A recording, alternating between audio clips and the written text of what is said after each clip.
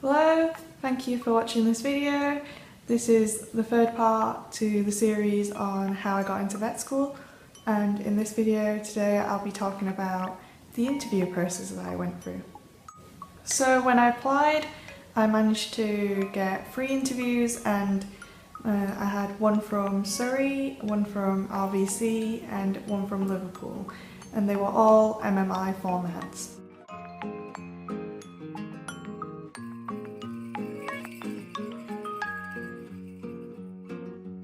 So a quick general tip is, if a mock interview is available at your school or college or wherever you're at, do take it up because it's very helpful in preparation for the real thing, and it'll give you some experience on what to do in an interview.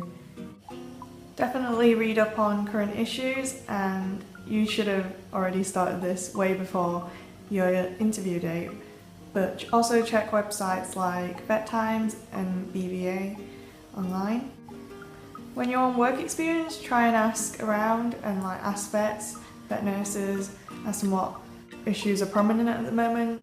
Also, at most vet practices that you do work experience at, they'll usually have a copy of the latest Vet Times, and it's a good idea just to read through it once in a while and maybe jot down interesting cases in a little notepad or something, so that you can keep track and read up online even more. And if you're nervous in speaking, just practice. Say, find some questions that is commonly asked at interviews and get somebody you know to question you on them, just to practice your speaking. You could also find some common interview questions and write answers to them, but don't try and memorize them. Try and get an idea of what your answer would be like once you're in an interview and you're questioned on it. So this will just give you some ideas on how to answer the question. And of course, know the structure of the interview that you're taking, and that's usually stated in the email. This is just to prep you for what's coming, and so you won't be too worried on the interview date. Make sure you know the uni's location and know how to get there. And make sure that you have the university's number on hand, just in case something pops up and you might be a bit late. Also, get there on time, obviously, but this just really gives you time to chill out and gather your thoughts in preparation for the interview.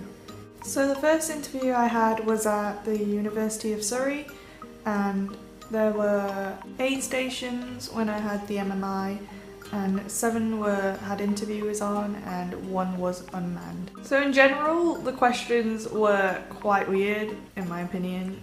I don't think there was a way to prepare for that interview. I think it was just a case of going on what you already know, and you had to try and think out of the box a little bit. And depending on what group you were in, you either had a tour around the accommodation and the vet school before your interview or afterwards. So I was in the group where I had a tour first and then had the interview afterwards. And I thought that was great because before the interview, we had a chance to talk to each other, well, the other interviewees, and talk to other students currently here, which really put me at ease.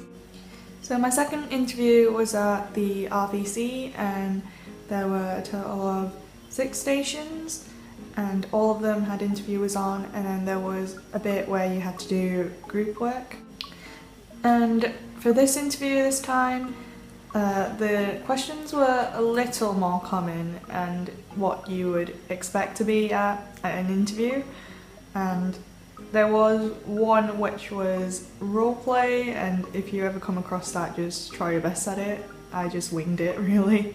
And also for this one, depending on what group you're in, you had a tour either before the interview or afterwards, and I had the tour afterwards. Remember to photocopy your GCSE certificates, passport, etc. It'll say it on the email, but just remember to do that before you get there, okay? And the third interview that I had was at the University of Liverpool, and there were 8 stations, 4 which had interviewers on it and 4 which didn't. And again, with this interview, I thought it was quite common, like the questions they asked were quite common, and the things they told you to do on the unmanned stations were quite common as well. And at Liverpool, you had a tour that you could go on after the interview, but you can choose to opt out, which I did because I've already been to their open days. And a note for this one is to photocopy your references again before you go. So some general advice. I felt like that you couldn't really prepare for Surrey's interview, but you could for the other 2 that I went to. And just keep a note in mind that MMIs usually don't ask you anything on your personal statement. Well, they didn't ask me anything on my personal statement, but it's still a good idea to know your personal statement inside out, as it could be a good resource to use during an interview, or pick up points from your personal statement to answer questions in your interview. Always think before you speak, and always think that you have enough time, because for my Liverpool interview there was a maths question on this station and I fell into the trap thinking I didn't have enough time to work out this maths question, so I just blagged it, which was a big mistake. Don't ever do that. Just take your time at it, and usually they give you 5 minutes and that's more than enough time for you to answer a question. Especially for Surrey, think through your answers logically but quickly before you say it, or else your answer might sound like a mess, because the questions when I had my Surrey interview were weird. So you need to think through your answer logically before you actually say it for it to make sense. And in interviews in general, try linking some of your personal experiences that you've had into your answer, because these are one of the things they might be looking for, like whether you possess the skills to deal with a case or a situation.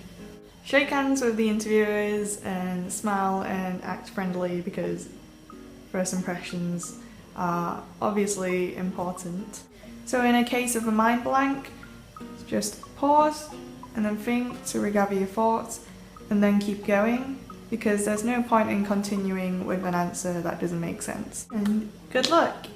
I mean, it's not easy getting an interview at all, but you're halfway there, and I hope watching this video might have helped you a little bit in terms of doing your interview or prepping for your interview or trying to find out what having an interview is actually like. Thanks for watching. I hope this video was helpful to you, and this is going to be my last video in my 3-part series on my vet school journey, and if you've got any more questions, feel free to comment down below, and thanks for watching.